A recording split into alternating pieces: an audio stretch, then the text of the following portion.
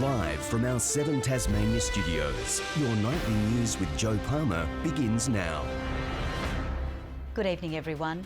7 Tasmania News can tonight exclusively reveal the state government will spend more than $8 billion over the next 4 years in an effort to overhaul our struggling health system. As the Treasurer prepares to hand down the funding in tomorrow's budget, we took an exclusive look inside the redevelopment of the Royal Hobart Hospital. The newest block of the Royal Hobart Hospital taking shape. This room to become one of many new operating theatres. We want to fund more procedures and more services in our health system, and we also want to meet rising demand. The government exclusively revealing that in tomorrow's state budget, it will spend $8.1 billion on the health system over the next 4 years, up more than $500 million on last year's forward estimates. Health is now going to be funded to 32% of the total spending out of the state budget, so it's a huge increase. Today, operating staff were testing out this new technology, which shares information between everyone involved in a surgery, getting ready to move into the new theatres. Anyone in the operating theatre can have a very clear view of what's happening during the operation in real time. It just helps that communication and having all of the potentially relevant information available to everyone at all times. Everybody in the room has access to all the important information and everybody's on the same page. And that makes a very, very big difference in patient outcomes. The Health Minister would not reveal how much of the record funding will be spent next financial year. Meanwhile, today, concerns were raised that not enough staff are being recruited to keep up with rising patient numbers and new beds. The hospitals in this state are in crisis. They need staff. Those staff need to be recruited, and it's only then that beds can be opened. What we need to see is a strategy from the government that addresses future workforce. We need to see a government that treats their workforce with respect in terms of their wages and conditions. We're endeavouring to get as many beds open and staffed by health professionals as quickly as possible. We'll always do that as quickly as we're able, and better able to do it with a better health budget. The government's entire spending plan will be revealed tomorrow. Michelle WISBEY, 7 Tasmania News. In Parliament, a plea from the Tasmanian Greens to declare a climate emergency has failed. This afternoon, the Greens called for urgent action on rising global temperatures and lowering emissions. But the government says the word emergency is too emotive, saying it was already taking climate change action through a number of different measures, leaving the Greens disappointed. It is simply about stating the truth of where we are, recognising the reality of climate change and calling a climate emergency to respond to it. More than 100 onlookers gathered inside Parliament House to show their support for the motion. Meanwhile, the Tasmanian electorate of Bass remains one of the last seats in the country still being counted. The Australian Electoral Commission is yet to count over 2,000 received ballots. The Liberals' Bridget Archer is holding a 504-vote lead over incumbent Ross Hart with a swing of 5.8%. The outstanding votes are expected to be counted tomorrow, with the result due by the end of the week. Hobart's Coroner's Court has today heard emotional accounts from the parents of young men who died during a fishing trip on the southeast coast in 2016. All 4 men died while venturing out on a second-hand vessel, with police saying there's 3 theories about what could have happened that day. Loved ones packing out the coroner's court for the first day of the inquest into the deaths of 4 men aged in their 20s and 30s who died while on a fishing trip on the 31st of July 2016. Magnus Ritter, Luke Davies, Anthony Roche and Alexander Drobniak were using a second-hand vessel built in the 60s or 70s, leaving from this site at Cremorne that morning. The inquest today hearing from some of those left devastated. The father of Anthony Roche, whose body has never been found, describing his son as a good guy who had a lot of potential, but his life was cut short. He was deprived of marriage, children and developing a successful career. His mother breaking down, saying he had numerous degrees and a drive to help those in less privileged areas. Magnus Ritter's mother recounting the heartbreak experienced daily and the memory forever etched in her mind of when she had to identify her son in the morgue, saying the overwhelming emotion she felt took her back to the first time she laid eyes on him 34 years ago, and that she now lives in a constant loop of trauma. A letter from the parents of Mr Drobniak read out, saying they're too distressed to attend court. Mr Davies' parents couldn't either. The court hearing, none of the four men had waterproof mobile phones or an EPIRB with them that day. The condition of the boat will be a major focus of this inquest, which is expected to run until Friday. Counsel assisting, saying there are 3 theories about what happened, including that the boat flipped while being operated at speed, the transom could have broken off, or that the boat could have been swamped by water.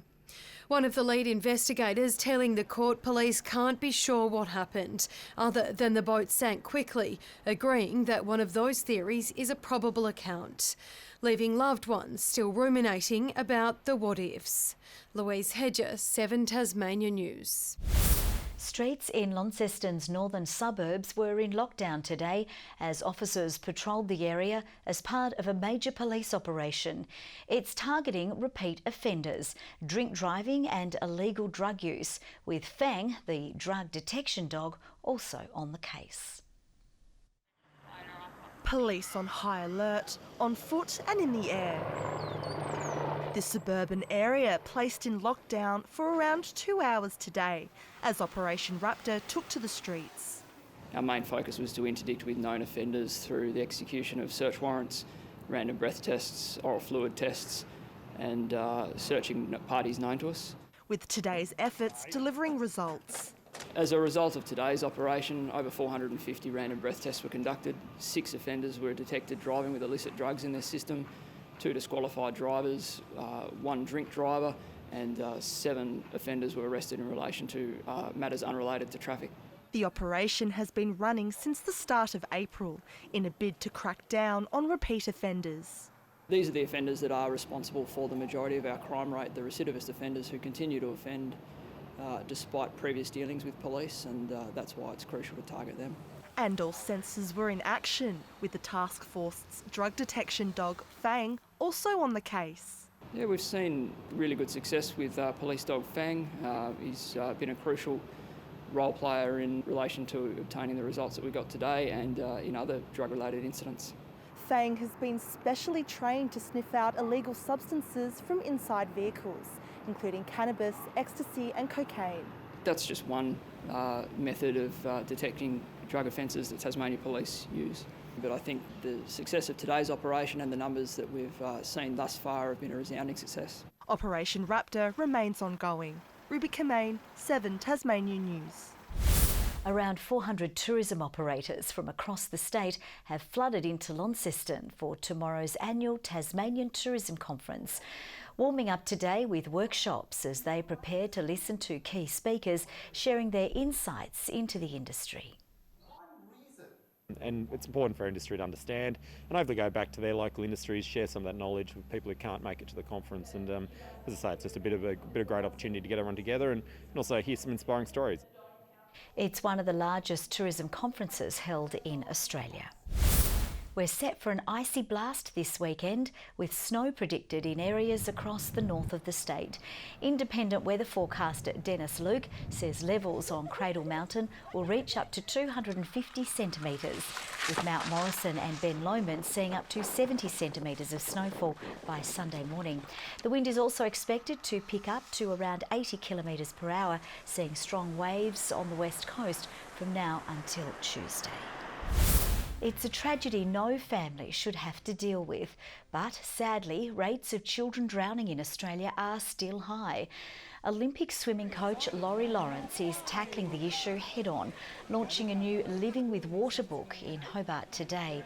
The book shares the crucial safety message, aiming to keep water safety front of mind for everyone. We started in the year 2000 when 63 kids under the age of 5 drowned. Now last year, we're down to 18. But our goal is zero preschool drowning. The book will be provided to parents of newborn babies. Following Friday night's gutsy win over the Bandits, the Launceston Tornadoes are now gearing up for their Round 8 clash against Ballarat on Saturday night. They'll be missing import Stella Beck. However, coach Derek Washington says this could be a boost for other players.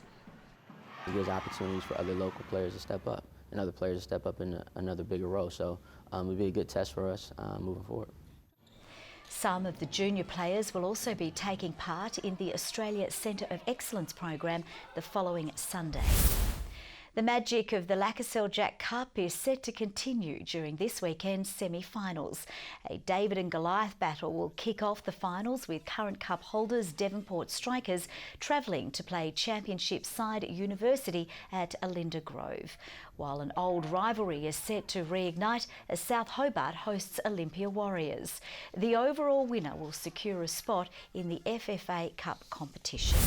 Good evening. Apart from the west, it was a fine, mostly sunny day around the state today. Hobart and Burnie 17 degrees, Launceston 18, Devonport 16, 19 was the high at Friendly Beaches and Dunalley. Some temperatures up on average by 3 degrees. Flinders Island, Smithton and St Helens all 18, King Island, Grove and Ouse 17, Low Head and Strawn 16 degrees. The west, far south and Bass Strait, mostly covered by low-level cloud that encroached from the west today. Clear north-south mountain waves in that formation as well. More low cloud is over southwest WA, patchy middle level cloud over central areas there in the west, and mostly cloud free for the rest of the country. Tomorrow, a high over the Tasman Sea extends a ridge over central Australia. A broad trough is to the west and a cold front is over the Southern Ocean heading for our west coast. Northwest winds at 15 to 25 knots. They'll reach 30 knots over the south and west and a bit of a shift to the north in the afternoon and evening. Swells to 3.5 metres. We have a strong wind warning that's between Wineglass Bay and Sandy Cape, a small craft wind alert for the southwest lakes. Onto the forecast now, and for Hobart tomorrow, 18 degrees, mostly sunny again, partly cloudy for Cygnet, 17 the top and 17 for New Norfolk. Launceston tomorrow, 17 the top and partly cloudy, a light shower for Devonport with 17 the maximum, 15 for Campbelltown, bit of cloud about as well. Burnie, a light shower and 17 degrees, a light shower as well for Strawn on that number as well, and 17 for Smithton. And for Eastern Region, St Helens partly cloudy, 18 the top, Swansea 18 as well, 17 the high for Fingal after a morning frost. On Friday, showers over the north and west extending statewide in the afternoon and evening. Partly cloudy over the southeast with showers elsewhere on Saturday, mostly over the north and west. And on Sunday, a showery start for the state before a contraction to the west and far south, snow to 700 metres. A possible shower in Perth tomorrow, sunny in Adelaide, Melbourne and Canberra, partly cloudy and 23 in Sydney, but the chance of a shower for Brisbane. Partly cloudy and 14 in Hobart, 11 in Launceston, 13 in Devonport. Joe, we normally look forward to the weekend, but the weather's not looking real good for that. It's going to be a bit cold, that's for sure. Thanks very much, Murph. Well, that's all from the team for now. We'll see you a little bit later with updates. Thanks so much for your company. Bye for now.